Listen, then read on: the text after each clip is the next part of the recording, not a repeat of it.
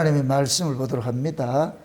하나님의 말씀을 봅시다. 사무엘상 20장입니다. 사무엘상 20장 1절부터 17절까지 보도록 합시다. 사무엘상 20장 1절부터 17절까지 보도록 합니다. 찾았으면 우리 같이 봅시다. 다윗이 라마 나요스에서 도망하여 와서 요나단에게 이르되 내가 무엇을 하였으며 내 죄악이 무엇이며 내 부친 앞에서 나의 죄가 무엇이건대 그가 내 생명을 찾느냐. 요나단이 그에게 이르되 결단코 아니라 내가 죽지 아니하리라. 내 부친이 대소사를 내게 알게 아니하고는 행함이 없나니 내 부친이 어찌하여 이 일은 내게 숨기리오. 그렇지 아니하니라. 다윗이 또 맹세하여 가로되 내가 내게 은혜 받은 줄을 내 부친이 밝히 알고 스스로 이르기를 요나단이 슬퍼할까 두려운즉 그로 인해 알게 하지 아니하리라 함이니라. 그러나 진실로 여호와의 사심과 내 생명으로 맹세하노니 나와 사망의 사이는 한 걸음뿐이니라. 요나단이 다윗에게 이르되 내 마음의 소원이 무엇이든지 내가 너를 위하여 그것을 이루리라. 다윗이 요나단에게 이르되 내 일은 월삭인즉 내가 마땅히 왕을 모시고 앉아 식사를 하여야 할 것이나 나를 보내어 제3일 저녁까지 들에 숨게 하고 내 부친이 만일 나를 자세히 묻거든 그때 너는 말하기를 다윗이 자기 성 베들레헴으로 급히 가기를 내게 하라. 간청하여 싸우니 이는 온 가족을 위하여 거기서 매년제를 드릴 때가 됨이니라 하니라. 그의 말이 좋다 하면 내 종이 평안하려니와 그가 만일 노하면 나를 해하려고 결심한 줄을 알지니 그런즉 원컨대 내 종에게 인자히 행하라. 내가 내 종으로 여호와 앞에서 너와 명령케 하였음이니라. 그러나 내게 죄악이 있거든 내가 친히 나를 죽이라. 나를 내 부친에게로 데려갈 것이 무엇이뇨. 요나단이 가로되 이 일이 결코 내게 있지 아니하리라. 내 부친이 너를 해하려 결심한 줄을 알면 내가 내게 이르지 아니하겠느냐. 다윗이 요나단에게 이르되 내 부친이 혹 엄하게 내게 대답하면 그가 그것을 내게 고하겠느냐. 요나단이 다윗에게 이르되 오라 우리가 들로 가자 하고 두 사람이 들로 가니라. 요나단이 다윗에게 이스라엘의 하나님 여호와께서 증거하시거니와 내가 내일이나 모레 이맘때에 내 부친을 살펴서 너 다윗에게 대한 의향이 선하면 내가 보내어 내게 알게 하지 않겠느냐. 그러나 만일 내 부친이 너를 해하려 하거늘 내가 이 일을 내게 알게 하여 너를 보내어 평안히 가게 하지 아니하면 여호와께서 나 요나단에게 벌을 내리시고 또 내리시기를 원하노라. 여호와께서 내 부친과 함께 하신 것 같이 너와 함께 하시기를 원하노니 너는 너의 사는 날 동안에 여호와의 인자를 내게 베풀어서 나로 죽지 않게 할 뿐 아니라 여호와께서 너 다윗의 대적들을 지면에서 다 끊어버리신 때에도 너는 내 인자를 내 집에서 영영히 끊어버리지 말라 하고 이에 요나단이 다윗의 집과 언약하기를 여호와께서는 다윗의 대적들을 치실지어다 하니라. 요나단이 다윗을 사랑함으로 그로 당시 맹세케 하였으니 이는 자기 생명을 사랑한 같이 그를 사랑함이었더라. 아멘. 기도합시다. 아버지 하나님, 이 한 시간도 위로부터 오는 계시를 구합니다. 성령의 감동하심이 종을 사로잡게 하셔서 이 한 시간 하늘의 비밀의 그 말씀들을 사무엘상에 담겨있는 이 비밀의 말씀들을 이 시대의 언어로서 잘 증거할 수 있도록 종의 입술을 주장해 주옵시기를 원합니다. 먼저 이 말씀을 종의 입술에 넣어주셔서 이 말씀이 다름질하게 하시고 다름질하는 말씀들이 살아가는 주의 백성들에게 꼭 필요한 말씀으로 증거되기에 부족함이 없도록 도와주시옵소서. 연약한 종 홀로 두지 마옵시고 주께서 오른편으로 굳게 붙잡으시옵시고 종의 입술에 넣어지는 그 말씀 하나하나를 증거할 때마다 권세 있는 말씀이 되어지게 하시고 살아가는 종들의 심령들 속에 악한 계계들이 다 사라지게 하시고 하나님의 은혜만 오롯이 저들의 심령 속에 왕노릇 할 수 있는 복된 시간 될 수 있도록 도와주시옵소서. 이 한 시간도 다윗과 요나단의 언약을 통하여서 그 언약 속에 담겨있는 비밀을 우리에게 알게 하시고 다윗과 요나단 간의 그 언약 속에 우리의 언약은 어떻게 응해져 왔는지 오늘도 그 비밀의 말씀들을 종에게 허락해 주셔서 이 시간도 마음껏 증거할 수 있도록 대언의 영으로 함께하여 주시옵소서. 감사를 드렸고 그리스도 대신 예수님의 이름으로 기도합나이다. 아멘. 우리가 성경을 바라볼 때에 그 성경을 보는 그 사관들이 있습니다. 사람들마다 다 보는 눈들이 있는데, 제가 과거에 이제 율법 아래 있을 때는 율법 아래서 보던 성경관이 있잖아요. 그때 당시에는 성경을 봤을 때 전부 하나님 중심으로 성경을 봤는데, 은혜를 입고 나가지고서는 그 하나님의 중심의 그 자리에 예수 그리스도가 보이기 시작하더란 말이죠. 그 사람은 각자 자기가 보고 듣고 하는 것들을 말할 수밖에 없잖아요. 그래서 저는 모든 성경을 예수 그리스도로 푸는데 진력을 하고 있습니다. 그래서 혹여 이제 우리가 이 성경을 해석을 하다 볼 것 같으면 한 인물을 가지고서 다양한 그런 각도로서 이렇게 조망을 하거든요. 조망을 한다. 이건 마치 뭐와 같으냐면은 여러분들이 이제 우리 손자 속에, 우리 하원이 속에 볼 것 같으면은 엄마 아빠의 모습도 들어있지만은 외할머니 외할아버지 모습도 들어가 있고 친가의 모습도 들어가 있고 고조 할아버지 모습도 들어가 있고 저 얼굴 속에 다양한 모습이 들어가 있잖아요. 들어가 있죠. 그러니까 우리 이거와 마찬가지로 성경 속의 인물도 하나님께서 그 인물을 가지고서 다양한 것을 계시를 주고 있는 거예요. 그래서 제가 이 다윗과 사울 이야기, 다윗과 요나단 이야기를 하면서 때로는 그것이 어떤 인간의 모습으로 투영할 때도 있고, 때로는 그것을 예수 그리스도의 모습으로 드러낼 때도 있고, 이 다양한 모습이란 말이죠. 그래서 여러분들이 성경을 단편적으로 보면 안 돼요. 제가 은혜를 받고 나서 받은 것이 가장 큰 복이 뭐냐? 성경을 입체적으로 보는 눈을 열어주신 거예요. 그 성경이 하나의 사건 속에 다양한 것들이 담겨 있는 거예요. 예전에는 그걸 못 봤어요. 예전에는 그냥 문자 그대로, 지금도 문자주의들이, 이 세대주의자들은 문자주의인데 그냥 단면만 보는 거예요. 그 이면에 있는 걸 못 보고 있어요. 그러니까 과거에 제가 율법 아래 있을 때는 문자 중심으로 봤는데, 은혜를 입고 나서 그 문자 뒤에 다양한 그 사건들을 하나님께서 보게 해주는 눈을 열어줘가지고서, 그래서 그 후로부터는 이제 모든 성경을 예수 이야기로 풀어가는데 올인을 하고 있어요. 그래서 창세는 언약으로 제가 이렇게 성경을 해석을 해도 결국은 누구 이야기냐? 예수님 이야기예요. 만물이 주께로 나오고 주로 말미암고 주께로 돌아가지요. 그게 만물이 주께로 나왔다 것 같으면 만물 가운데 하나님을 알만한 것들이 다 담겨 있는 거예요. 다시 말해서 예수 그리스도를 알만한 것들이 다 담겨 있는데, 우리가 눈이 어두워서 죄로 인하여서 마음에 눈이 어두워가지고 그걸 못 보는 것 뿐이에요. 그래서 지금 만물은 다 하나님의 영광을 드러내고 있어요. 다 이야기를 하고 있어요. 그래서 예수님께서 풍랑을 잔잔케 했을 때에도 그 풍랑이 예수님의 말씀에 순종을 했다는 얘기는 풍랑조차도 예수님을 알아보고 있단 말이죠. 근데 우리는 풍랑보다도 못해. 길에 있는 무화과나무만도 못하다니까. 우리는 당나귀 만도도 못하다니까. 그들은 다 주님을 알아보고 주인을 알아보는데 인간들은 몰라보잖아요. 인간들은 몰라. 그러니까 하나님이 우리 인간들을 보면 탄식이 나오죠. 저놈 새끼들 내가 지었는데 참 쉬운 얘기로 지 애미애비도 뭐하러 본다. 우리 그러잖아요. 자식들이 불효하면 그러잖아요. 그러듯이 하나님의 그 탄식인 탄식.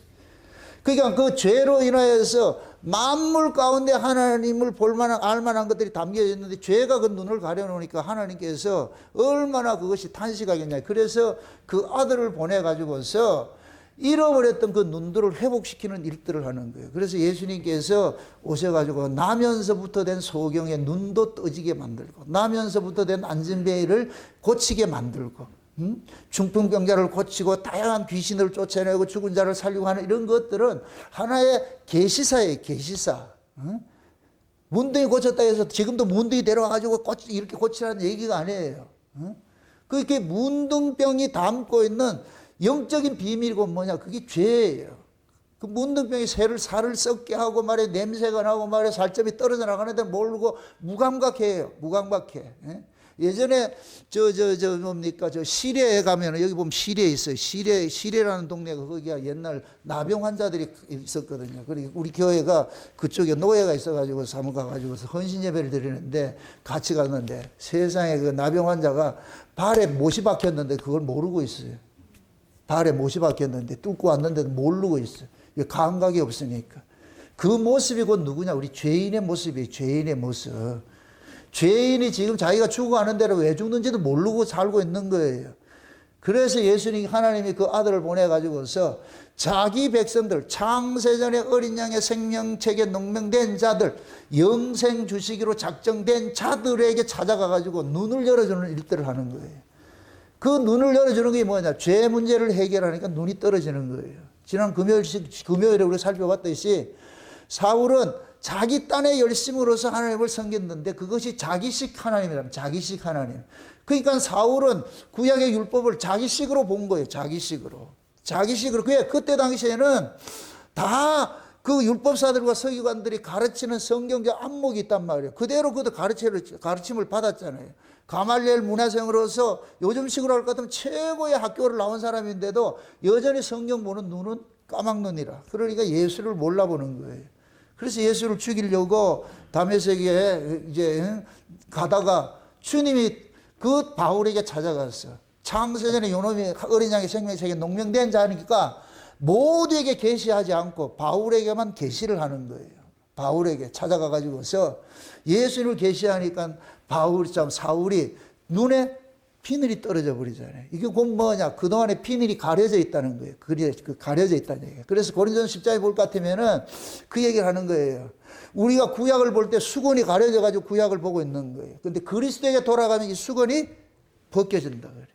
지금은 다 수건을 쓰고 그 성경을 보는 거예요. 쉬운 얘기로. 그걸 벗어야 돼. 그래야 뭐가 보이냐? 그리스도가 보인다. 그리스도가. 그러니까 사도 바울이 다메섹에서 예수님을 만나고 난 후부터 성경 해석하는 것이 완전히 달라지게 됐어요. 완전히. 옛날에는 성경을 가지고서 하나님을 죽이는 일을 했는데 이제는 예수를 만나고 나가지고서 모든 성경을 예수 이야기로 풀다가 지가 죽임당하는 구조 속으로 밀려 들어가는 거예요. 이게 신자의 운명이라, 신자의 운명. 그러니까 바울은 만물을 통해 가지고서 하나님을 드러내는 일들을 한 거예요. 그래서 로마서 1장에 볼 것 같으면은 우주 모든 만물 가운데 하나님의 신성과 능력이 담겨 있는데 우리가 그걸 우둔해서 못 본다 그러는 거예요. 못 본다. 그래서 썩어질 그 버러지 형상들을 만들어 가지고 그걸 신이라고 섬기고 있는 거예요. 그러니까 지금 이 시대도 마찬가지예요. 눈이 열려서 성경을 통해서 예수를 보는 사람이 핍박을 받을 수밖에 없어. 예수를 증거하는 사람들한테 조롱을 당하게 된다니까. 그것도 누구에게 조롱을 당하느냐? 교회 안에 교인들로부터 조롱당하는 거예요. 바울이 다메섹에서 예수님 만나고 눈이 떠지고 나니까 자기 동족들이 핍박을 하기 시작하는 거예요. 조롱하기 시작하는 거예요. 네가 미쳤구나 했었구만. 그렇게 얘기를 하는 거예요. 같이 동문수학을 했고 같이 호용효제하면서 같이 지내던 사람이 어느 날 예수 만나고 나니까 이상하게 사관이 바뀌어버리는 거예요. 보는 뷰가 달라지는 거예요. 그러니까 뭐 하냐? 친구들이 싫어하는 것이죠. 그게 우리 신자의 운명이라니까. 신자의 운명. 그래서 여러분들이 성경을 볼 때도 다양한 모습을 봐야 돼요. 누구 중심으로? 예수 중심으로. 그래서 다윗 속에도 예수 중심의 다양한 모습들이 담겨 있는 거예요. 때로는 죄인의 모습도 있고 때로는 인간의 모습 그대로 있고 때로는 메시아적 모습도 있고 또 메시아적 예수일 같으면 예수님의 초림의 모습도 있고 재림의 모습도 있고 다양한 모습이 있는 거예요. 때로는 그것이 부활하신 예수님의 모습도 담겨 있고 그것이 다양한 모습으로 담겨져 있는데 그러한 것들을 여러분들이 보여야 이 성경이 웅숭 있게 깊이 있게 보여지는 이 성경 이야기가 그냥 옛날같이 소설 보듯이 대충 보는 게 아니고 와 이게 이런 이야기구나 저기 저런 이야기구나. 제가 참 여러분들은 솔직하게 이렇게 간증을 합니다만 고백을 합니다만 지금 이렇게 설교해도 예를 들어서 1년 후에 이 설교 하라고 할 것 같으면 또 다르게 보는 거예요.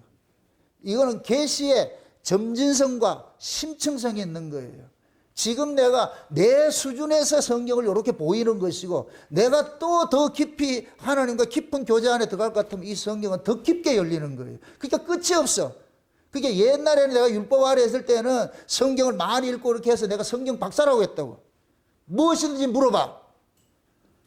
근데 내가 은혜를 받고 나가지고 질문하지 마세요. 나 성경 모르니까. 지금 내가 이야기한다고 해도 이것이 완전한 대답은 될 수가 없어요. 왜? 우리 인간이 그거 같아요. 사람이 아이로 태어나가지고서 자라가지고서 어른이 돼서 죽기까지, 그 죽기까지는 과정마다 뭐하냐, 세상을 보는 심미안들이 있어요. 이 세상을 보는 심미안들이, 이게 눈이 있단 말이죠. 10살 때 보는 세상관이 있고, 20살 때 보는 세상관이 있고, 50살에 보는 세상관이 있고, 80세에 보는 세상관이 다 있는 거예요. 그게 다 다른 거예요. 그게 지금 안다고 해서 그게 다가 아니라니까. 지금 안다는 게 그게 틀렸다는 얘기가 아니고, 지금은 그게 맞아요. 맞는데 나중에 지나고 보면 아, 이게 전부가 아니었구나. 그래서 제가 은혜를 입고 나가지고 글을 쓰든지 설교를 하든지 무슨 이야기를 할 때 항상 책을 낼 때도 항상 그렇게 얘기를 하는 거예요. 이것은 제가 지금까지 보는 견해입니다. 이보다 더 좋은 견해가 있으면 얼마든지 바꾸지요. 그게 지혜로움이에요. 많은 사람들이 계시의 단절성을 가지고 이게 전부 다 이렇게 해놔놓고 나중에 자기가 한 말에 자기가 당한다니까. 그래서 항상 여러분들도 신앙을 봤을 때 이 정도 신앙이 다 됐다고 생각하지 마시라니까. 신앙은 점진적으로 심층적으로 점점 깊어지고 넓어져야 돼요. 그리스도의 충만한 분량에까지. 아멘. 그래서 우리가 그 지혜로움을, 그 주님의 그 일하심의 모든 것들을 바라할 때 알면 알수록 입이 닫아져죠. 제 경험이에요. 제 경험이에요. 내가 성경을 연구하면 연구할수록 이 말씀을 보면 볼수록 입이 자꾸만 닫히는 거예요. 할 말이 없어지는 거예요. 아, 참 그냥 가면 갈수록 하나님의 은혜는 깊어지고 나의 추함은 점점 드러나고, 그러니까 상대적으로 그냥 내가 그 주님의 그 삘 앞에 갈 것 같으면 그냥 먼지 같아. 이렇게. 그러니까 할 말이 없어지는 거예요. 옛날에는 할 말이 많았는데 점점 뭐 하냐, 말씀 앞에 서면은 할 말이 없어져. 제가 애모를 부를 때 그러잖아요. 그대 앞에 서면은 나는 왜? 작아져. 커 보이는 게 아니고, 옛날에는 다 아는 줄 알았는데 천만의 말씀이에요. 그래서 내가 옛날에 설교들을 이렇게 한번 들어볼 것 같으면, 야, 그때는 어떻게 이거밖에 못 봤냐. 근데 그때는 설교 잘한다고 했거든. 그 나름대로. 그런데 지금 와서 볼 것 같으면은 그때 한 설교가 틀렸다는 게 아니에요. 그때는 그 수준으로 했고, 지금은 지금 수준으로 하는 것이고. 그러니까 점점 깊어지는 거예요. 점점 깊어진다는 거예요. 그러니까 제가 이 다윗 설교를 하면서, 사울과 다윗 설교를 하면서 때로는 다윗하고 사울하고 다윗하고 적그리스도와 또 예수님의 것으로 보기도 하고 말이죠. 또 옛사람과 새사람으로 보기도 하고, 뭐 예수님의 초림과 재림으로 보기도 하고, 다양한 모습으로 해석을 하잖아요. 그만큼 보여지는 거예요. 보이는 게 잘못이 아니잖아요. 안 보이는 게 문제지. 좌우지가 모든 성경을 예수 이야기로 풀다가 이나 소리도 괜찮아요. 왜 그러냐? 모든 성경은 누구 이야기다? 예수 이야기, 예수 이야기. 그 예수님께서 엠마로 내려가는 그 제자들 불러가지고 같이 그러잖아요. 내려가는 그 제자들에게. 성경을 가지고 예수님에 대해서 어떻게 풀어줬다? 대충 풀어줬다? 자세히 풀어줬다? 자세히 풀어주니까 그들의 마음이 뜨거워지잖아요. 이게 임신한 거예요. 임신한 거. 원어의 그 의미가 여자가 임신한 상태를 고른 거예요. 여자가 남자의 정자를 받으면 이 자국에 착상하는 그 상태를 마음이 뜨겁다 그러는 거예요. 뜨겁다고. 그때 예수님이 그들 속에 쏙 들어간 거예요. 쏙 들어가. 그러니까 예수님이 그들 속에 쏙 들어가니 예수님 보이더라 안 보이더라? 지금 부활하신 예수님께서 같이 옆에서 둘이 입하고 하고 가잖아요. 들어가는데 예수님께서 살짝 와가지고 가는데 그 애들이 뭐 지들끼리 얘기하잖아요. 조금 전에 있었던 그 예루살렘에서 일어났던 그 사건들, 예수님의 십자가 사건들, 이런 얘기를 막 하잖아요. 그 예수님 부활했다 그러고 막 서로 이런 얘기를 하고 해서 둘이 주고받고 하는데 예수님 옆에서 꼽살이 싹 끼가지고서 뭔 얘기 하는데 이렇게 하니까 이래 보더니까 예수님 알아본다 뭐 알아본다? 못 알아보고 있는 거예요. 누구세요? 하니까 자기들끼리 얘기를 하는 거예요. 야, 그게 그 예수가 십자가 죽고 또 부활했대. 어떤 사람 봤다 그러고 말도 안 되는 소리 이런 걸 하고 있잖아. 지금 야, 우리가 제정신이 아니지. 잠깐 우리가 홀렸다. 그지? 막 이렇게 내려가는데 예수님께서 그래서 그 선지자들의 말을 더디 믿는 이놈들아. 이 더디 믿는 놈들아. 그래가지고 성경을 가지고서 예수 이야기를 자세히 풀어주니까 그들이 눈이 확 떠지니까 이분이 누구더라? 예수더라 그러잖아요. 예수더라 그래요. 그래서 그들이 마음이 뜨거워지고 다시 눈 뜨고 나니까 예수님은 뿅 없어져 버렸네. 이제는 예수님을 시각적으로 볼 수 있는 것은 필요가 없어져 버렸어요. 그들 속에 예수님이 들어갔어. 어디로 갔겠어요, 예수님이? 뿅 하고 사라졌겠어요? 그들 속에 들어간 거예요, 그들 속에. 그러니까 그들 속에 들어가가지고서 계속 성경을 가지고 예수를 이야기해 주는 거예요. 예수를 이야기해 주는 거예요.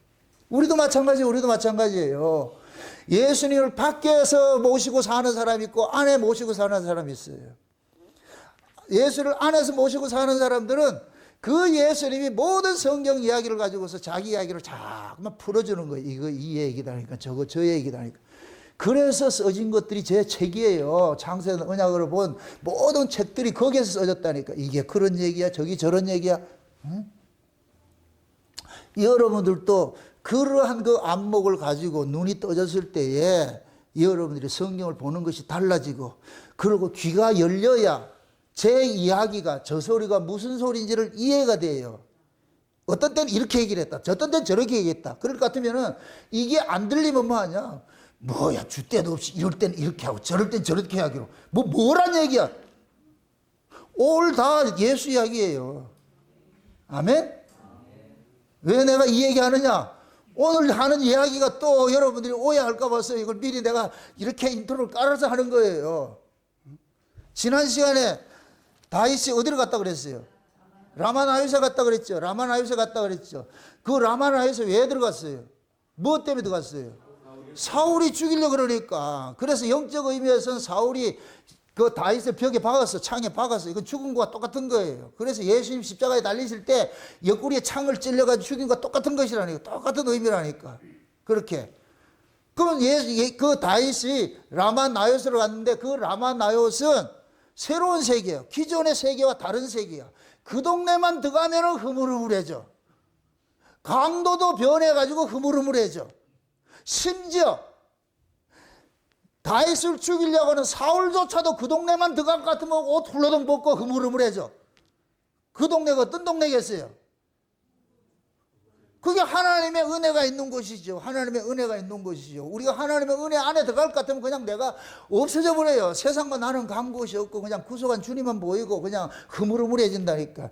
여러분들이 예수 그리스도 안에 거하지 않으니까 여러분들이 육이 살아가지고서 말이죠, 팔뚝팔뚝 뛰고 있는 것이지, 진짜 예수 그리스도 안에 있을 것 같으면 그냥 흐물흐물해진다니까. 그냥. 그러니까 다윗이 그리로 도망갔어. 근데 거기에 누가 있느냐? 은퇴한 사무엘이 있는 거예요. 은퇴한 사무엘이 선지자들을 가르치는 선지학교가 있는 곳이에요. 선지학교. 그러니까 쉬운 얘기로 다윗은 사울에게 죽임을 당하고 나가지고서 어디를 갔느냐? 하나님의 은혜가 충만한 그 세계로 들어가가지고서 가가지고서 뭐하냐? 선지자 훈련을 받는 것과 똑같은 거예요. 선지자 훈련을 받는 것과 똑같은 거예요. 예수님께서 내가 갔다가 다시 와서 내가 보내는 그 보혜사가 오면은 죄에 대해서, 의에 대해서, 심판에 대해서 뭐 한다?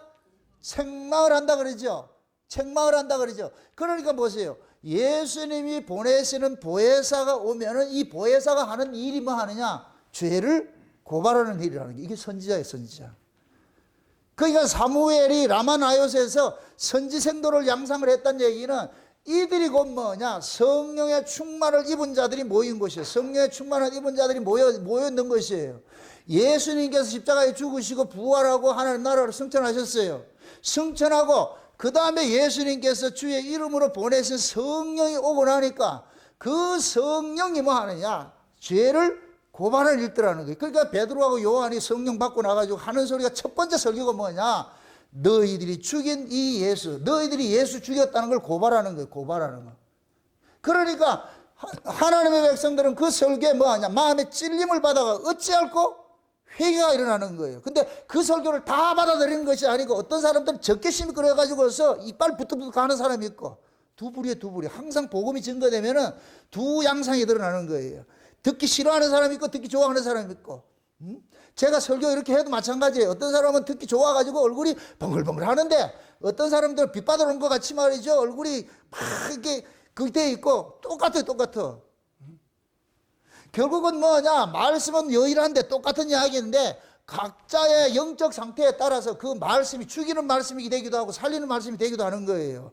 죽은 나무에 물 주면 점점 썩어버리고 산 나무에 물 주면 점점 자라듯이 여러분들의 영적 상태가 죽어 있을 것 같은 말씀은 계속해서 적개심이 쌓이는 거예요. 들으면 들을수록 그 말씀이 나로 하여금 생명의 역사를 일으키는 것이 아니고 법의 역사를 일으켜가지고 계속 죽이는 일들 한다니까. 죽이는 일들. 그러니까 여러분들이 내가 어떤 도구로 쓰임받고 있느냐 스스로를 보시라고. 스스로. 내가 지금 이 은혜 받은 말씀을 가지고 무슨 일을 하는지 스스로를 잘 보셔야 돼요. 그걸 못 볼 것 같으면 여러분들은 사단의 종로로서 한다니까. 여러분 보세요. 사울이 자기가 그러고 싶어서 그래요. 자기 의지와 상관이 없이 그렇게 돼요. 자기 의지와 상관이 없이 그러는 거예요. 그러니까 악신이 임하게 될 것 같으면 사울은 주체를 못해. 자기 자신을 주체를 못해. 그러니까 하나님께서 사울을 가지고서 그 사울에게 때로는 악신을 줘서 그 사울의 본질적 안에 있는 그 죽음의 그 성향들을 다 드러내는 일들을 하는 거예요. 이러한 자도 라마나요시라는 그 은혜 성읍에 들어갈 것 같으면 그냥 허물어져 버려요. 근데 거기 나오면 뭐 여전히 또 뭐가 된다? 옛날 그대로 돼버리죠. 그럼 사울이 라마나요시에서 있었을 것 같으면 어떻게 했겠어요? 다윗을 죽이는 일을 했겠을까요? 안 했을까요? 안 했겠지요. 여러분 보세요. 하나님께서는 세상을 다스려 가는데 두 가지를 가지고 성신과 악신이 있어요. 하나님이 마음껏 사용을 하세요. 그래서 옛날에 모압의 거짓 선자 발람에게도 물론 거짓 선자예요. 그런데 발람에게도 하나님이 신이 확 임할 것 같으면은 이스라엘에게 축복하는 일을 한다니까. 하나님은 모든 사람들 다 사용하신다는 거예요. 악인도 악한 때 필요한 것이고 선인도 선한 때 필요한 것이고 다양하게 사용하는 거예요. 마치 드라마를 찍는 감독이 악당과 주인공과 교차해서 사용하듯이 그래서 드라마를 찍는 것 같이 하나님께서 이 역사 세계에서 창세전 언약이라는 대하 드라마를 찍어가는 데 있어서 그 드라마를 찍으면서 악당도 있고 주인공도 있고 주인공 역할을 예수에게 붙어있는 사람이 있고 예수를 대적하는 사람이 있고 그게 두 부류가 있는 거예요. 두 부류가. 이 세상에는 다른 거 없어요. 회색 지대가 없어. 두 부류밖에 없어. 그게 예수님의 편에 있는 사람과 예수님의 반대편에 있는 사람과. 그래서 예수님께서는 천국과 지옥을 만들어 놨지 중간 지역이 없어요. 중간 지역에 어떤 그 연옥이 없다니까 그거는. 누가 지옥을 가든 천국을 가든 둘 중에 하나밖에 없어. 하나님께서 최초에 천지를 창조했어. 하늘을 창조하고 땅을 창조했어. 하늘과 땅이라는 건 공간이에요. 공간이 있다는 얘기는 거기 살아갈 인간이 있다는 얘기예요. 그 속에 존재해야 될 자들이 있다는 거예요. 그걸 통해서 하나님께서 성경을 통해서 알려주는 거예요. 그러니까 모든 이 성경 이야기는 다른 이야기가 아니에요. 역사 바깥에 만물 밖에 계시던 하나님이 역사 속에 오셔가지고 일하신 사건을 기록해 놓은 것이 성경이라니까. 성경. 아멘. 그럼 만물 밖에 계시던 하나님이 역사 속에 오셔가지고서 일을 하신 분이 새로운 창조의 일을 하신 분이 누구예요? 예수님. 그러니까 모든 성경 예수 이야기죠. 그래서 창세기 1장 1절부터 누구 이야기를 풀어야 된다? 예수 이야기를 풀어야 되는 거예요. 예수 이야기로. 그럼 다윗도 누구 이야기를 풀어야 된다? 예수 이야기를 풀어야 되는 것이죠. 아멘. 그러면 다윗이 라마나요스에 가가지고서 선지생도로서 사무엘을 통해 가지고서 거기서 선지자 훈련을 받았잖아요. 훈련을 받고 나가지고서 그러고 라마나요스에서 나와버려요. 근데 나온 것을 오늘 본문 1절에서 도망쳐 왔다 이렇게 얘기를 하는데 1절을 보세요. 다윗이 라마나요스에서 도망하여 와서 이렇게 하는데 이 도망하여 왔다 이 소리는 야반 도주했다는 얘기가 아니고 그 지역을 통과하고 지나가다 이 얘기. 이거는 반드시 지나가는 곳이에요. 반드시 그곳을 통과해야 하는 거예요. 쉬운 얘기로 우리가 신병이 훈련소 들어갈 것 같으면은 그 신병이 군인이 되기 위해 가지고 반드시 필수 코스에 뭐를 받아요? 훈련을 받는다니까. 그 훈련 과정을 이수를 해야 되는 거예요. 그러니까 지금 이 얘기는 도망왔다 이 얘기가 아니고 다윗이 라마나요스에서 선지자 훈련을 다 마치고 와서 그럼 선지자 훈련을 마치셨으면 어떻게 해야 돼요? 어디로 와야 돼요? 선지자들이 어디에 사역을 해요?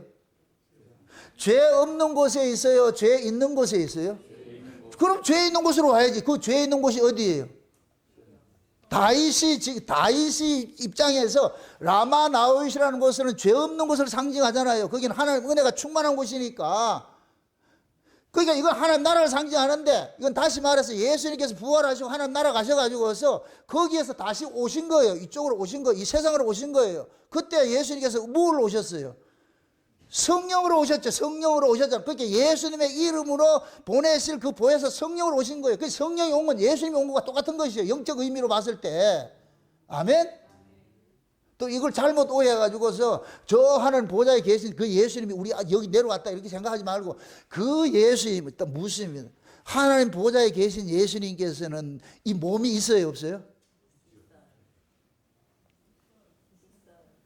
예수님께서 부활을 하실 때 몸으로 부활했어요? 그냥 영혼만 부활했어요? 몸으로 부활했어요. 그럼 몸으로 부활하신 예수님 같으면 거기에 몸이 있을까요, 없을까요? 몸이 있겠죠. 근데 그 몸이 우리 속에 들어올 수 있어요, 못 들어와요? 못 들어오죠. 그래서 예수님께서 우리 속에 들어오기 위해서 뭐 하냐? 성령을 보내주신 거예요, 성령을. 그래서 성령을 바람처럼 표현하는 거예요, 바람처럼. 숨처럼 표현하는 거예요, 숨. 예수님께서 부활하시고 제자들 찾아가지고서 하늘의 평강을 주리면서 뭐 하느냐? 숨을 내쉬면서 뭐라 그래요? 뭐 해요? 성령 받으라고. 이게 성령이 숨처럼 들어가는 거예요. 왜 숨이라 그러느냐? 이 숨 이야기 할 때 퍼뜩 생각나는 게 어디 있어요? 창세기 2장에 하나님이 흙으로 아담을 만들고 생기를 불어넣는 것과 똑같은 거예요. 숨이 훅 들어가서. 그때는 생기지만은 요때는 뭐가 들어가냐? 진짜 성령이 들어간 거예요. 성령이. 성령이 그들 속에, 예수님께서 성령으로 그들 속에 푹 불어넣어 준 거예요. 그래서 지금 오순절 성령이 임할 때도 바람 같은 모습으로 오는 거예요. 바람 같은 모습으로. 불 같은 모습으로, 우리 같은 불의 혀같이 바람 같은 모습으로 오는 이유가 그분이 우리 속에 쑥 들어오신 거예요. 그래서 예수님께서 이제 뭐 하냐? 성령으로 우리 가운데 오셨는데 누가 오신 것이냐? 예수님이 오신 거예요. 그래서 우리 안에 주의 임하심이 있다 그런 거예요. 예수님께서 우리 안에 뭐를냐? 하나님 나라를 몰고 온 거예요. 하나님 나라를. 예? 그럼 하나님 나라를 몰고 갔을 것 같으면 이제는 하나님 나라는 하나님 나라의 법칙으로서 다스려지는 것이니까 우리 안에서 하나님 나라의 법칙으로서 다스려가는 거예요. 성령께서 우리 안에서. 그럼 하나님 나라의 법칙은 뭐예요? 먹고 입고 마시는 가치예요? 의와 평강과 희락이에요? 의와 평강과 희락의 그 가치를 가지고서 우리 안에서 하나님 나라를 세워가는 거예요. 우리 안에. 예?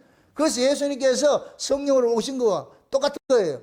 그러니까 지금 다윗이 라마 나요스에 가가지고서 선지 훈련을 받고 나와가지고서 이제 누구를 찾아가느냐? 요나단을 찾아가는 거예요. 이것은 뭐냐? 예수님께서 성령으로 누구 찾아온 것과 똑같으냐? 제자들 찾아간 것 똑같은 거예요.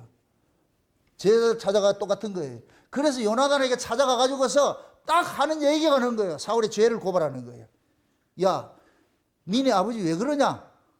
내가 뭐 잘못했냐?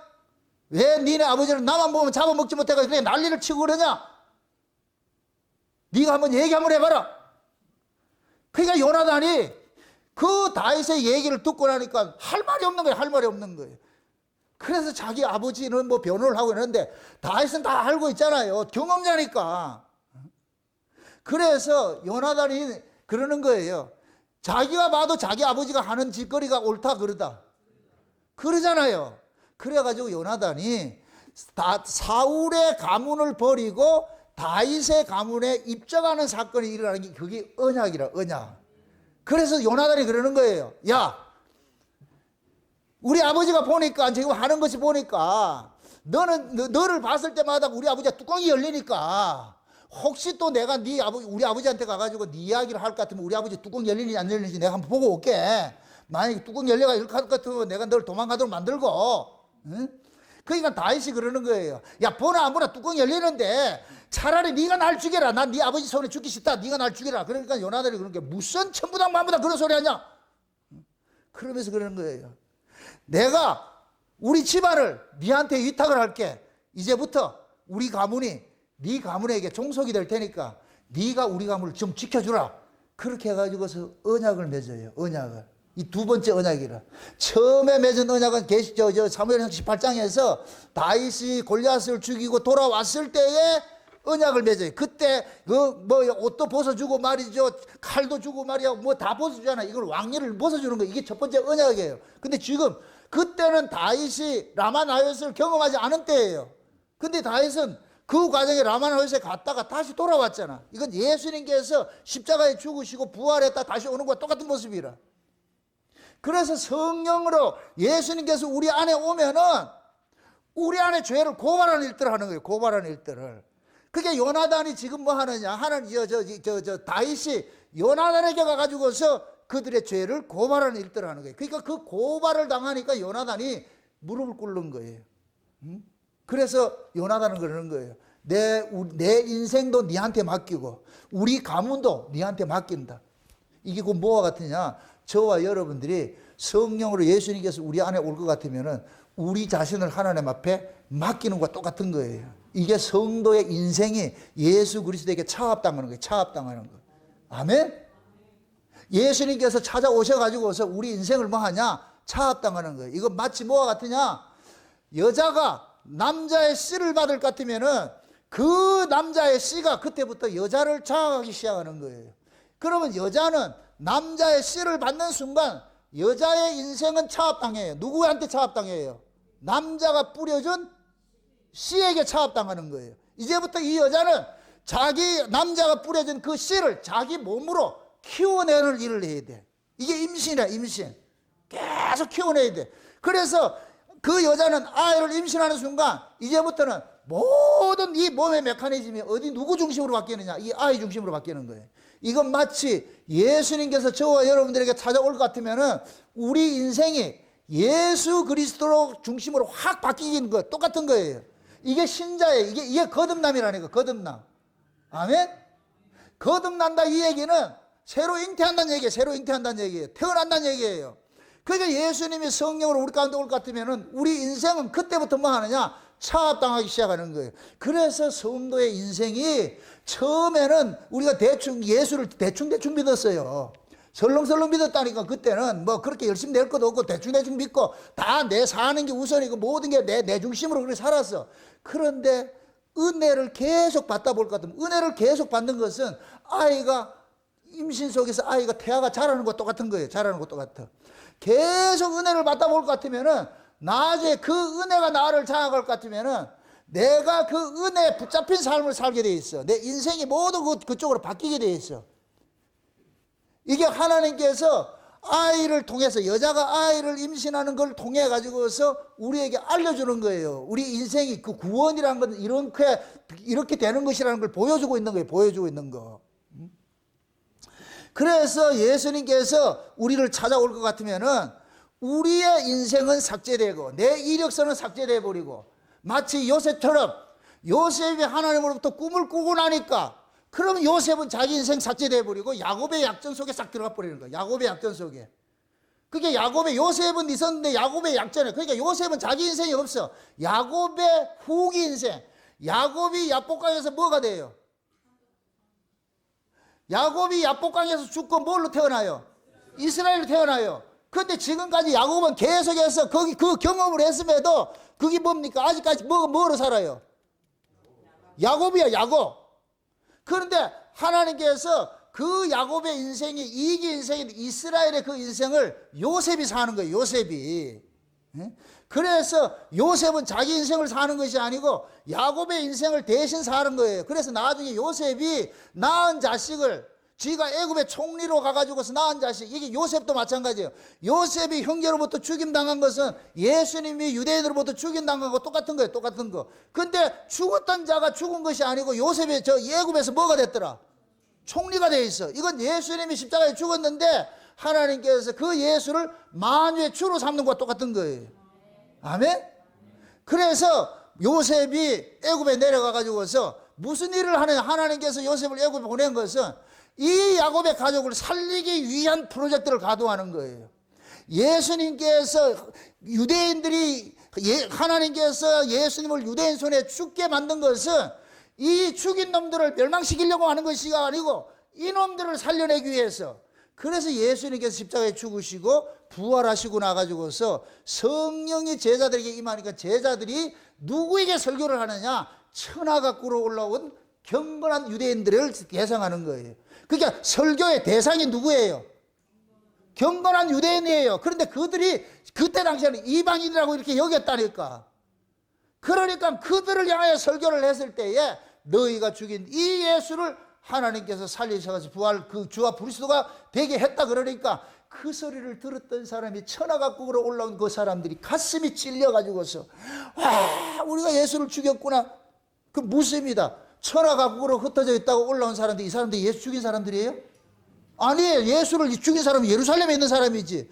그런데 베드로는 성령이 임하고 나니까 그 대상을 예루살렘 사람에게 국한하는 것이 아니고 온 세계에 흩어졌다가 올라온 사람들을 대상을 하고 있는 거예요. 그러니까 베드로가 그 얘기를 외치니까 온 세계에 흩어져 있다가 올라온 경건한 유대인들이 뭐 하느냐 통곡하는 일들이라는 거예요. 아 우리가 예수를 죽여. 성령께서 그러는 거예요. 예루살렘에 일어났던 그 사건을 그들에게 전이시켜버리는 거예요. 그게 자기 이야기가 돼버려. 자기 이야기가 될 때 뭐가 되느냐? 구원이 이루어져. 아멘? 제가 늘 그러는 거예요. 우리가 2000년 전에 예수님의 골고다의 십자가 예수를 죽이라고 했던 그 군중 속에 우리가 있다니까. 우리가 그 똑같은 짓을 한 거예요. 우리가. 근데 지금 성령이 임하고 나니까 아 그때 그 사람 회중 속에 내가 있었구나. 아마 그 회중 속에 있었을 것 같은데 저는 제일 큰 소리를 했을 것 같아. 그런 내 모습이 발견되는 거예요. 아 내가 그런 자였구나. 응? 그러니까 베드로와 요한이 오순절 성령 받고 나가지고서 그들의 죄를 고발을 할 때에 그들이 뭐냐 죄 찔림을 받는 거. 이게 성령이 하는 일이에요. 성령이. 아멘? 그럼 성령을 또 다른 말로 이야기할 때 선지자들의 영이라고 그러는 거예요. 선지자들의 영이에요.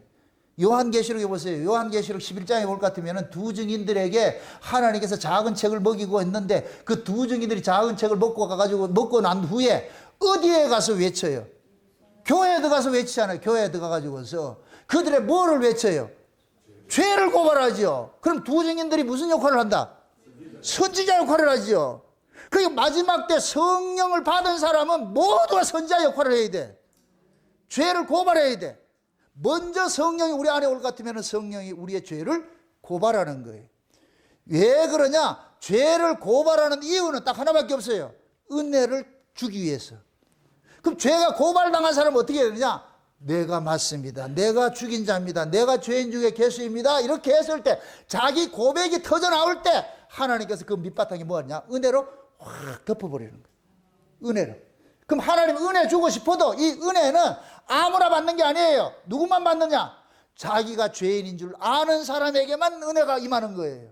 아멘? 하나님 지금 온 우주 만물에 하나님의 은혜로 다 다스리고 있는데 그 은혜를 받는 사람들은 한정이 돼서 누구만 받느냐? 자기가 죄인인 줄 아는 사람만 받는 거예요. 그래서 하나님은 자기 백성들에게 누구를 보내느냐? 그들의 죄를 고발해주는 선지자들을 보내는 거예요. 선지자들을 보내. 그것이 그대로 세팅이 된 것이 지금 교회식을 할 것 같으면 제가 선지자 사역을 하는 거예요. 여러분들의 악함들, 여러분들의 죄들을 고발해야 돼요. 여러분들 기분 나쁘게 저 목사는 매 나를 보고서 저렇게 표적 설교하냐. 표적이 뭔 표적을 하겠어요. 뭐가 잘났다고 표적을 하겠어요. 표적 당할 가치나 있어요. 표적 설교가 아니고 이건 온 세계에 나가는 설교잖아 이게. 그러니까 우리 모두가 하나님께서 어떻게 볼 것 같으면 온 세계 사람들에게 그거 해야 돼. 전에 이게 또 이야기를 합시다. 전에 제가 설교를 하면서 딱 격동이 돼가지고 말이야 죄에 대해서 설교를 하고 은혜에 대해서 설교를 하고 막 이렇게 하면서 내가 한때는 속이 상해가 그런 거예요. 하나님 왜 이런 복음이 전해지는 교회에 왜 이 복음과 반대하는 사람들이 있습니까? 이거는 내가 원하는 그림이 아니잖아요. 저는 원하는 그림이 전부 어떻게 했어요? 다 은혜 받는 사람이 있기를 원하잖아요. 여러분들 자식 키울 때 10자식 있어. 다 어떤 자식 되기를 원해요? 효녀, 효자 되기를 바라죠. 그런데 그런 새끼가 있어요, 없어요? 꼭 중간에 꼴통들이 생기죠. 왜 그러겠어요? 누가 그렇게 해놨어요? 하나님이 배치를 해놨다니까. 그 꼴통을 통해서 효자가 드러나는 거예요. 아이고 저 꼴통 새끼 여는 효자. 아이고 무슨 이해되세요? 교회도 똑같은 구조를 만들어 놓은 거예요. 어떤 사람은 말씀에 좋아가지고 있는데 어떤 사람은 말이야 씩씩거리고 있는 사람이 있어. 왜 이렇게 해놨습니까 했을 때 그때 내가 하나님 앞에 되게 따졌다니까. 왜 이렇게 교회를 이렇게 세팅을 해놨습니까? 이러니까 야 이놈아, 온 세계 교회가 니네 교회하고 똑같아 이놈아. 온 세계 교회가 니네 교회가 똑같아. 그래서 니네 교회에 니 마음에 안 드는 인간들도 내가 세팅을 해놨어. 그럼 니는 걔만 보면 뚜껑 열려가지고 해야지. 죄를 고발하라는 거예요. 죄를 고발하라는 거예요. 다 착한 놈이 있으면 죄가 고발을 안 되는 거지. 설교를 하다가 그놈 보이면 확 나온다니까. 근데 하나님 앞에 그랬지. 왜 이러냐 이러니까 네가 하는 이 설교가 온 세계에 나가는데 온 세계 모든 교회가 이 모양이야 이 모양. 교회 안에 진짜도 있고 가짜도 있어. 그래서 나를 격동을 시키는 거예요. 그래서 아 그렇구나. 그래서 내가 그 다음부터는 주댕이 닫아버렸지. 아 이게 세팅이 그렇게 해놨구나. 제 바람을 같으면 다 곡식이기를 바라지요. 근데 교회 안에 곡식만 있다 가라지도 있다. 가라지도 있지. 그거는 내가 원함이 되는 게 아니에요. 하나님은 그렇게 세팅을 해놨다니까. 세팅을 해. 그래서 하나님께서 그 자기 백성들에게 두 증인들이 교회를 들어가가지고서 뭐 하냐 외칠 때에 그 말씀에 찔려가지고서 회개하는 자가 있고 어떤 놈들은 이빨 부드득 갈면서 적개심을 드러내는 사람이 있고 그래서 말씀이 떨어지는 곳에는 반드시 이 심판성이 있는 거예요. 심판성. 아멘으로 받는 사람이 있고 노멘으로 받는 사람이 있는 거예요. 똑같이 있는 거예요. 그럼 중요한 것은 여러분은 어느 부류냐 스스로를 확인하시면 돼. 저 목사 오늘 또 또 지랄이고 또 왜 또 나한테 뭐라 그러냐. 이럴 것 같으면 여러분들은 노멘에 있는 사람이고 사울 같은 사람이고 그 이야기가 내 이야기를 들을 것 같으면 다윗 같은 사람이고 그거는 제가 여러분들 어느 편에 서라고 강요하지 않아요. 각자 본성이니까.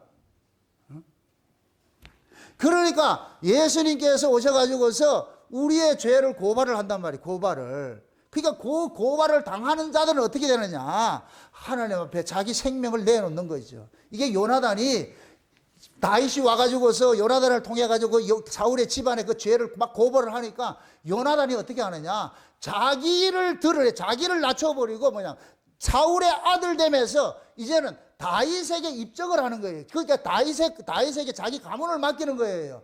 요런 이야기는 뭐냐? 나는 쇠하고 니는 흥해라 이거예요. 이게 누구 이야기예요? 세례요한 이야기지. 세례요한이. 그럼 지금 다윗이 그러잖아요. 요나단에게 가가지고 누구 죄를 고발하라 그래요? 네 아버지한테 가서 얘기하라니까 네 아버지가 왜 날 죽이려고 하는지 좀 물어봐라. 요나단이 지금 뭐하냐? 세례 요한 같은 입장이 돼가지고서 그걸 보는 거예요. 그러니까 세례 요한은 뭐하냐? 앞에 길을 예배하는 자로 서 있잖아. 앞에 주의 길을 예배하는 자로 서 있잖아.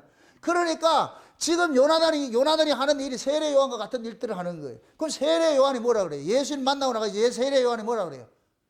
나는 쇠하고 예수는 흥하고. 맞습니까? 그럼 세례 요한이 가지고 있던 그 제자들을 전부 누구한테 인계를 해요? 예수님에게 인계하죠. 요나단이 다윗을 만나고 나가지고서 자기 가문을 누구한테 인계해요? 다윗에게 인계하잖아. 그러니까 요나단은 나는 쇠하고 니는 흥해라 이 얘기예요. 세례 요한과 똑같은 모습이라. 아멘? 그럼 요러한 이 그림이 우리에게도 똑같이 돼야 돼. 우리에게도. 그러니까 하나님께서 저와 여러분들 찾아오면 예수님이 우리에게 찾아올 것 같으면 우리의 고백이 뭐 해야 되느냐? 나는 쇠하고 예수는 흥해야 돼. 이 얘기는 뭐냐? 주여 내 안에 그리스도로 충만케 해주세요. 나는 사라지고 예수님이 충만해지게 해주세요. 아멘? 이게 신자가 구해야 될 기도예요. 이걸 그리스도의 충만한 분량으로 자라간다 그래요. 에베소 4장 이야기잖아요. 에베소 4장에 하나님께서 예수님께서 올라가셔가지고서 교회에다 선물을 줬는데 목사나 교사나 선지자나 뭐 이런 사람들 줬는데 이들은 뭐냐? 성도를 온전케 하며 하나님 앞에 더 예수 그리스도를 충만한 자리로 이렇게 자라가게 하는 거예요. 어린아이로 머물러 있는 것이 아니고 어른의 모습으로 자라가게 하도록 예수님께서 교회에다가 교사를 주고 목사를 준 거예요. 그래서 그 목사가 누구 역할을 하느냐? 성령의 역할을 하는 거예요. 성령의 역할을. 아멘? 그래서 요한계시록 2장 3장에 아시아 7교회에 사자들이 전하는 말씀을 성령이 교회들에게 하시는 말씀이라고 그러는 거예요. 아멘? 지금 제가 전하는 이 말씀을 여러분들이 성령이 내 입을 통해서 이런 말씀을 전한다 이렇게 받아야지. 저거는 그냥 점나의 말이야. 전나의 말. 그럴 것 같으면 여러분들이 이 말씀을 농담으로 듣는다니까. 하나 여러분에게 영향 끼치잖아요. 근데 어떤 사람들이 이 말씀을 주님의 음성으로 들어가지고 그것이 팍 꼽힌다니까. 임팩트 되면은, 그러면 내가 이 안에서 뭐 하냐? 이 안에 있는 7 귀신들이 지랄을 떨고 해가지고서 말이죠. 내가 싸움이 일어나. 그렇게 해서 이겨낸다니까. 이게 말씀이 갖는 능력이에요, 능력. 아멘? 그러니까 지금 보세요. 요나단의 그 모습 속에 우리의 모습도 있고 세례 요한의 모습도 있고, 맞습니까? 그게 지금 다윗이 그러잖아요. 요나단에게 가가지고 네 아버지 죄를 고발하라 그래. 그럼 요나단은 가가지고 자기 아버지가 보니까 이 걔가 천사 안 될 것 같아. 그래서 나중에 그러잖아요. 그 요나단은 어떻게 하든지 다윗의 편에 서가지고서 이제 이후로 요나단하고 다윗하고는 안 맞는다니까.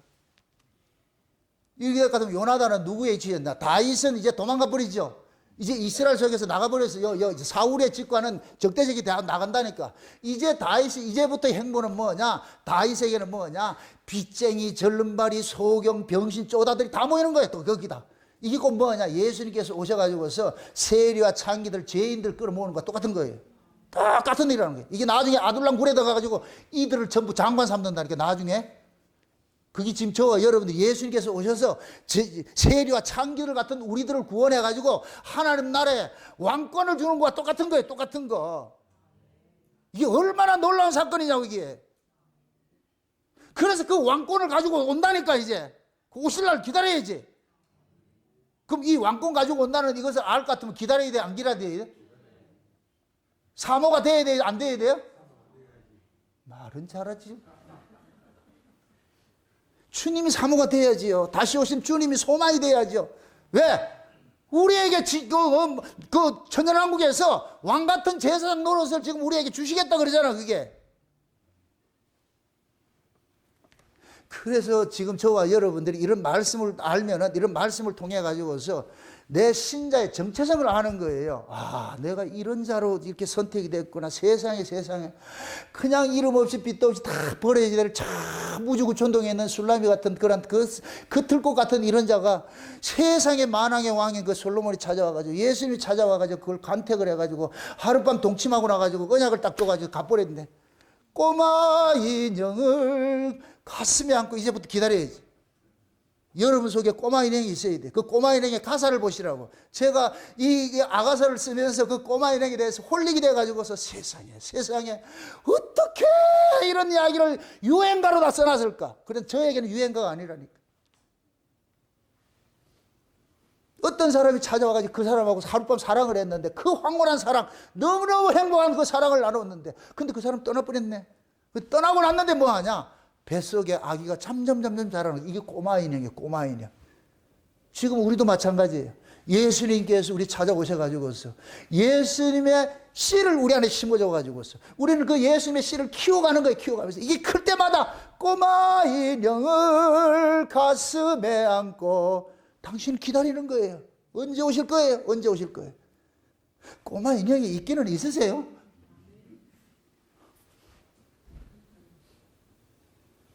경수가 끊어진 사라에게 임하는 것이 꼬마 인형이에요. 경수가 끊어진 자. 내가 세상과 나는 간 곳이 없고 오직 구속한 주님만 다 보이도록 주님께서 우리에게 찾아오셔가지고 우리에게 소망을 주는 거예요. 세상에 나같이 이렇게 무지랭이 같은 사람에게 주님 내 시주가 이렇게 돌아가셨다니까. 말도 안 돼. 우리는 그거 있기 때문에 온갖 모멸을 당하고 조롱을 당하고 무시를 당하고 음해를 당하고, 그러면서도 주여 주님 아시지요? 그거 하나 보고 사는 거예요. 신자는 모함도 당하고 조롱도 당하고 음해도 당하고 욕도 먹고 다 그런 일들 겪게 돼 있어. 왜? 여러분이 예수 품은 죄야. 예수를 안 품었으면은 마귀는 절대 여러분들 건들지 않을 텐데, 예수를 품었기 때문에 그 예수를 뺏어가지는 못해. 근데 계속 우리를 힘들게 만들어. 그 예수 때문에 우리가 힘든 거예요. 근데 이 힘듦은 내 속에 예수가 있기 때문에 이겨내는 거예요. 애미가 오만 고초를 다 겪고 이겨내는 게 자식 때문에 그런 거예요. 자식 때문에. 이게 진짜 애미예요. 진짜 애미. 그래서 옛날에 어미들은 자식 하나 있을 것 같으면 그 자식을 위해서 인생을 고비하는 거예요. 뭡니까? 그 미스터 트롯 그 해가지고 임영웅 있잖아. 지금 임영웅이가 BTS보다 더 인기 있는 사람이잖아. 브랜드 같이 1위잖아. 임영웅이가. 그 임영웅이 엄마가 그러는 거예요. 어렸을 때 남편 돌아가시고 나가지고 혼자서 그 아이를 키웠는데 걔가 지금 영웅이 됐다니까. 히어로 됐다니까. 말도 안 되는 소리야. 영웅을 키웠잖아. 영웅을. 그러니까 지금 팔자 피지. 그 사람들은 그런 모습이고 우리는 진짜 만유의 영웅인 히어로, 킹 오브 킹을 지금 우리가 품었어. 맞습니까? 왕손을 품은 분들이요. 왕의 심을 품은 여자들이요. 낙심하지 마시고 세상이 그 어떤 이끌 딸지라도 낙심하지 마시고 타협하지 마시고 여러분들이 그 왕손을 품었기 때문에 인생이 꼬이는 거예요. 잘 안 되는 거예요. 당연히 안 돼야지. 잘 돼 보세요. 이 자리에 있겠는가? 잘 되면 여기 있을 사람 한 사람도 없어. 다 골프 치러 가고 골프도 한국에서 안 쳐. 어디로 간다? 다 거짓하고 다니지. 하나님이 여러분들 체질을 아시기 때문에 저놈은 돈 좋으면 엉터리짓 할까 봐서 안 주는 거예요. 안 주는 거. 손이 뭐 하나님 손이 작아서 안 주는 게 아니고 근데 우리는 맨날 원망하잖아. 난 잘할 수 있는데 뭘 잘해 잘하기를. 우리는 늘 하나님이 그렇게 간섭하는 거예요. 그래서 이 속에 예수 그리스도를 품게 해서 그 예수 그리스도를 품은 것으로 우리가 소망을 가지고 살도록 만드는 거예요. 만드는 거예요. 요나단은 다윗을 만나고 나가지고서 다윗과 이제 언약을 맺었어. 언약을 맺어서 두 번째 언약을 맺는 거예요. 첫 번째 언약이 있고 두 번째 언약이 있잖아요. 그게 두 번째 언약 막 새 언약과 같은 것이죠. 이제부터는 이 요나단은 다윗과 맺은 그 언약 안에서 이 요나단은 인생을 사는 거예요. 다윗이 왕권을 잡을 때 나중에 이 언약 때문에 요나단의 아들이 있는데 절름발이 아들이라는 무비보셋이라는 아이가 있는데 그 무비보셋이라는 그 아이를 다윗이 요나단과 한 언약을 기억하고 그 아이를 왕자로 책봉을 해요. 왕자의 자리에. 그래서 다윗이 먹는 식탁에다가 무비보셋을 앉힌다고. 이것은 겸상하는 것은 왕자로 책봉한 거 똑같은 거예요. 똑같은 거. 아들로 여기는 거와 똑같은 거예요. 그게 요나단의 아들을 나중에 다윗이 자기 아들 삼는 거와 똑같아. 그 무비보셋이 뭐냐? 절름발이에요. 절름발이. 그 모습이 지금 우리 모습이에요. 우리 모습. 우리가 무비보셋 같은 사람인데 하나님께서 예수 그리스도를 통해서 맺어진 그 언약 때문에 우리가 왕의 겸상을 하거든. 왕과 겸상하는 그 자리를 우리가 부르심을 입는다니까. 아멘? 이것도 요한계시록 보세요. 똑똑똑 두드리잖아요. 주님께서 누구든지 내 음성을 듣고 여는 자에게 뭐 하냐? 먹고 뭐 한다 그래요? 마신다 그래요. 만찬이에요. 만찬. 저녁 만찬이라니까. 성경에 보면은 예수님께서 부활해가지고 나타났을 때는 조반을 먹였어. 라오디게아 교회는 교회 시대 맨 마지막에는 조반을 먹이는 게 아니에요. 만찬 먹이는 거예요. 만찬 저녁 먹고 뭐 해요? 김순우 지사님 잠자러 가야죠. 그 잠자는 곳이 어디냐? 안식이라. 그게 천연왕국이라니까. 아멘? 지금 제가 여러분들에게 만찬 먹이고 있어요. 만찬 먹이고. 그 만찬을 먹어야 여러분들이 뭐 하냐? 잠자리 들어가야지. 회사에 가가지고 열심히 일하고 집에 들어와가지고서 저녁 먹고 나가지고서 아들은 다 맡겨. 자자. 그게 뭐야? 그게 가정생활에서 일어나는 거 똑같은 거예요. 똑같은 거. 이제 우리도 예수님께서 오실 것 같으면 우리 데려가가지고 자자 이럴 거예요. 자자. 그게 지성소라니까. 지성소. 지금은 우리가 뜰은 저 세상이고 세상에서 우리가 어디로 부르냐? 성소에 부름을 받았어. 성소에 부른 사람은 성소에서 늘 하나님과 교통하는 거예요. 12개 떡상을 진설하고 그 다음에 향단에 행불을 피우고 7 등불을 피우고 이게 우리가 신앙생활하는 거예요. 신앙생활하는 거예요. 이렇게 신앙생활이 끝난 사람이 어디로 들어가느냐? 지성소 딱 들어가는 거예요. 지성소. 지성소에 들어갈 것 같으면 거기서 뭐 하냐? 사랑하는 장소예요. 거기는 침실이에요. 침실. 우리가 잠자 천연왕국에 들어갈 것 같으면 그 침실에 우리가 들어간다니까. 침실에. 그럼 여러분들은 가가지고서 예수님을 서방님 또 가가지고 진짜 서방님 이러지 말고 의미가 그렇다고. 의미가. 아멘? 세상의 서방은 못났지만 아이고 꼴도 보기 싫지만은 여러분들의 진짜 신랑은 보면 볼수록 좋아. 보고 있어도 또 보고 싶고 보고 있는데 보고 싶어. 그게 우리 예수라는 신랑이라. 지금 집에 있는 신랑은 꼴도 보기 싫죠? 그것도 하나님 하시는 일이에요. 집에 있는 신랑이 좋으면 안 돼요. 진짜 신랑 여러분들 생각 안 하니까. 그럴 땐 그시라고 에이구 내가 니하고 사느니 진짜 신랑을 보고 살지 이래 살아야지 거기다 마음 뺏기지 마시라고. 다 우리가 하나님께서 그러는 거예요. 오직 우리 눈앞에 예수 한 번만 보이도록 만들어 놓은 거예요. 그래서 하나님께서 예수 한 번만 바라보도록 우리의 원함과 상관없이 자꾸만 흥커러지는 일들이 자꾸 일어나는 거예요. 왜 내 뜻대로 왜 인생이 안 사라지노? 왜 내 뜻대로 가정이 안 세워지나? 이 전부 뭐냐? 하나님께서 네 뜻이 아니고 내 뜻이다. 내 뜻. 너는 오직 나만 봐. 나만 바라봐. 나만 바라봐. 넌 그저 가만히 있어. 뭐 하라? 예수님 품에 등지를 틀어라는 거예요. 그냥 다른 데 하지 말고 예수님만 바라보라는 거예요. 그래서 어쩌면은 여러분들이 신랑이 꼴통 같은 것이 복일 수도 있어요.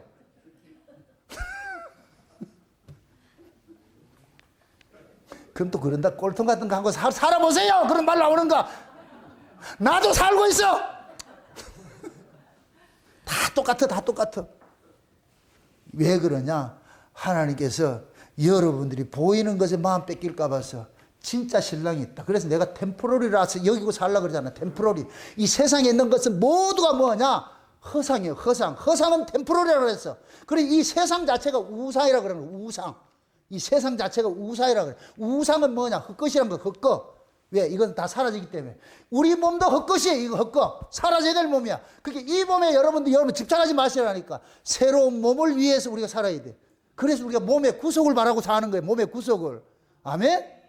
그게 저와 여러분들이 오늘 또 이 말씀을 듣고 나서 다윗이 라마나에서 나와가지고 요나단을 찾아가가지고 새로운 언약을 세워가지고서 요나단은 이제부터 다윗에게 인생이 차압당하는 그 인생 살듯이 우리 역시 예수님께서 오셔가지고 우리 인생 차압해가지고 이제부터는 내 인생이 아니고 누구 인생 살게 하느냐? 예수 그리스도의 인생을 살게 하는 이러한 구조를 하나님께 만들어 주셨구나. 그럼 우리는 이걸 깨달을 것 같으면 주여 땡큐 감사합니다. 어쩌자고 내 인태 오셔가지고서 많고 많은 사람들 속에 내게 찾아오셔가지고 내 집에 이렇게 둥지를 틀어주셨습니까? 주여 고맙습니다. 감사합니다. 아멘? 어쩌자고 이런 말씀이 들립니까? 어쩌자고 이런 것이 보여집니까? 눈을 여시고 귀를 여시고 마음을 열어서 보게 하시고 들려지게 하시고 믿어지게 해주신 그 은혜가 얼마나 크냐고. 이게 얼마나 크냐고. 이게 너무너무 크니까 그냥 또 오늘 또 우리는 뭐냐? 꼬마의 용 안고서 그분 바라보고 사는 거예요. 진짜 신랑 바라보면서 언제 오실 건겨 이렇게 생각하면서 먼 하늘 구름만 보면 저 위에서 이렇게 손 흔드는 거 안 보여요? 그거 보시고 사셔야 돼. 그래서 땅에 있는 것들은 전부 뭐냐? 하나님께서 우리에게 위에 걸 바라보게 하는 그러한 허사이라는 걸 생각을 하시고 여러분들이 모두가 요나단처럼 이제는 자기 인생이 아니고 자기 인생을 다윗에게 결탁해서 맡기듯이 여러분들의 인생도 예수님에게 맡기시고 그렇게 해서 여러분들은 없는 자같이 사세요. 그러면 팔자 편해요. 내가 주인 돼서 살려니까 골치 아프지. 근데 그냥 예수님의 것으로 살 것 같으면 망해도 예수님 망하는 것이고 흥해도 예수님 망하는 것이니까 그냥 예수님 알아서 하이소. 죽이든 살리든 주님 알아서 하세요.